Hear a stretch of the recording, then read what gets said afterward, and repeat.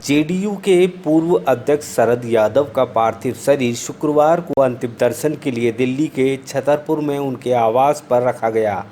गृह मंत्री अमित शाह, राहुल गांधी, हरियाणा के मुख्यमंत्री मनोहर लाल खट्टर ने उन्हें श्रद्धांजलि दी।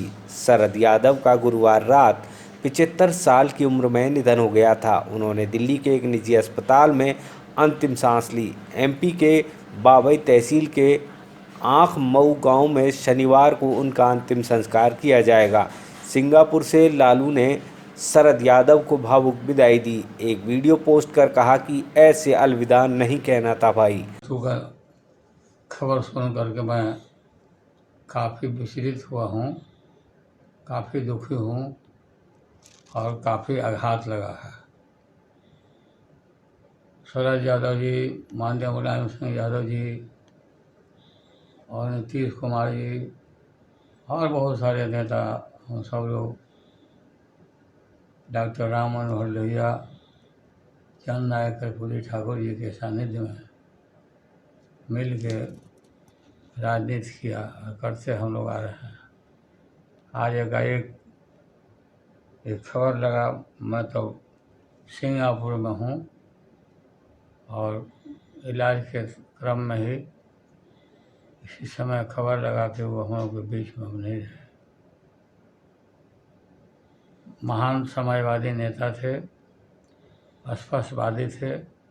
शरद जी और मैं कभी कभी लड़ भी जाता था, बोलने के मामले में, भाषण के मामले में, विचारों को रखने के मामले में, लेकिन लड़ाई का कोई दूसरा कटु बात नहीं रहता था। लाखों लाख अपने मित्रों को छोड़ करके हम लोग के बीच से वो उठ गए। मैं भगवान से प्रार्थना करता हूँ उनकी आत्मा को चिर शांति दें और शोक संतप्त परिवार को मैं पूरा श्रद्धांजलि देता हूँ। शरद यादव का गुरुवार को दिल्ली के एक निजी अस्पताल में निधन हुआ था। उनकी बेटी सुभाषिनी यादव ने रात 11:15 बजे सोशल मीडिया पर उनके निधन की जानकारी दी। शरद लंबे समय से किडनी से जुड़ी समस्याओं से परेशान थे। उनको डायलिसिस दिया जा रहा था। फोर्टिस मेमोरियल रिसर्च इंस्टीट्यूट ने बयान जारी कर कहा कि उन्हें गुरुवार को अचेत अवस्था में फोर्टिस में आपात स्थिति में लाया गया था। वे मध्य प्रदेश के नर्मदापुरम जिले में स्थित बाबई के रहने वाले थे। उनका जन्म 1 जुलाई 1947 को किसान परिवार में हुआ था। शरद का राजनीतिक करियर तो छात्र राजनीति से ही शुरू हो गया था, लेकिन सक्रिय राजनीति में उन्होंने साल 1974 में पहली बार जबलपुर लोकसभा सीट से चुनाव लड़ा। इसके बाद साल 1977 में भी वे इसी सीट से सांसद चुने गए। उन्हें युवा जनता दल का अध्यक्ष भी बनाया गया। इसके बाद वे साल 1986 में राज्यसभा के लिए चुने गए। वे देश के संभवतः पहले ऐसे नेता हैं जो 3 राज्यों से लोकसभा का चुनाव जीत चुके हैं। बिहार के मधेपुरा से 4 बार, मध्य प्रदेश के जबलपुर से 2 बार और उत्तर प्रदेश के बदायूं से 1 बार सांसद चुने गए। राज्यसभा जाने के 3 साल बाद 1989 में उन्होंने उत्तर प्रदेश की बदायूं लोकसभा सीट से चुनाव लड़ा और जीता भी। यादव 1989 से 90 तक केंद्रीय मंत्री रहे। उन्हें टेक्सटाइल और फूड प्रोसेसिंग मंत्रालय का जिम्मा सौंपा गया था। शरद यादव लगभग 3 दशक तक बिहार की राजनीति के धुरी थे। 1990 से लेकर अंतिम दम तक उनकी राजनीति का केंद्र बिहार रहा। लालू यादव को सीएम बनाने से लेकर 18 वर्षों तक उनके विरोध में राजनीति करने और मार्च 2022 को अपनी पार्टी का राजद में विलय करने तक उनकी हर राजनीतिक पहलकदमी में कहीं ना कहीं बिहार रहा। जानता नहीं था और पब्लिक मीटिंग खत्म होने के बाद सब वापस जा रहे थे तो मैंने उनको देखा, वो सड़क पे चल रहे थे। काफी मतलब वहां पे कंफ्यूजन था, सब नेता निकल रहे थे तो मैंने उनको देखा चलते हुए। तो मैंने कहा, शरद यादव जी आप हमारे साथ चलिए। तो मैंने उनको गाड़ी में बैठा दिया और फिर मैंने उनसे कहा कि शरद यादव जी मैं जानता हूं कि आप राजनीति को बहुत गहरी तरीके से समझते हो, तो मैं अगले 2 घंटे का रास्ता था, मैंने कहा कि मैं अगले 2 घंटे कुछ बोलूंगा नहीं, बस मैं आपकी राजनीतिक अनुभव जो है उसको मैं समझना चाहता हूं, तो मैं चुप हो जाऊंगा, आप बोलिए। तो उन्होंने 2 घंटे मुझे हिंदुस्तानी राजनीति के बारे में,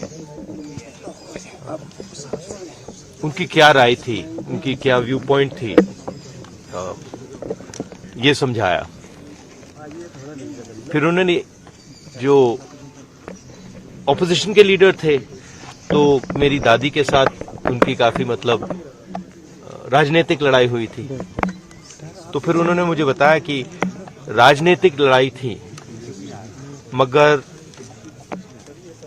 मेरी दादी और उनके बीच में इज्जत और प्यार का, मोहब्बत, रिस्पेक्ट का रिश्ता था।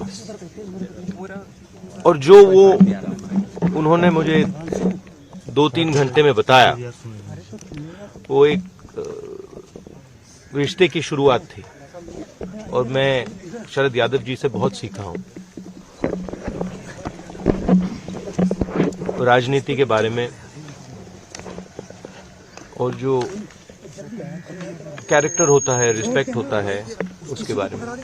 प्रख्यात समाजवादी नेता और समाजवादी विचारधारा को धार देने वाले ऐसे हमारे वरिष्ठ नेता श्री शरद यादव जी आज हम सबके बीच में नहीं हैं।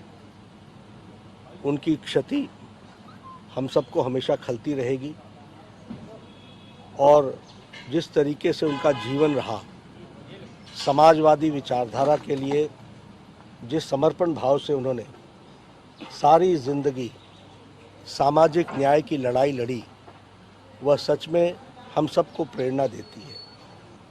गांव, गरीब, वंचित, पीड़ित, पिछड़ा वर्ग, इनकी वो आवाज़ थे, और इनके लिए वो सदा लड़ते थे। उनके राजनीतिक जीवन में हमने एक बात और देखी, वो बहुत बेबाकी से अपनी बात को कहते थे, और साथ ही साथ वह एक बहुत अच्छे इंसान थे। राजनीतिक विचारधारा अलग हो सकती है, और राजनीतिक मुद्दों पर आपस में विचारधारा के साथ मनमुटाव भी हो सकता था, लेकिन व्यक्ति के नाते, साथी के नाते, राजनीतिक नेता के नाते उनकी गर्म जोशी, उनका प्यार, उनका अपने साथियों के प्रति समर्पण, यह देखने लायक था। ऐसे शरद यादव जी हम सबको असामयिक छोड़ करके गए हैं, उनकी कमी हम सबको खलती रहेगी। मैं ईश्वर से प्रार्थना करता हूं कि उनके परिवार को शक्ति मिले इस दुख भरी घड़ी में, और ईश्वर के चरणों में उनको स्थान मिले। अगर आपको हमारी यह वीडियो पसंद आई हो तो लाइक, शेयर एंड सब्सक्राइब जरूर करें, और बेल आइकन को दबाना ना भूलें, ताकि आपको आपके इलाके और प्रदेश की खबरें सबसे पहले मिले।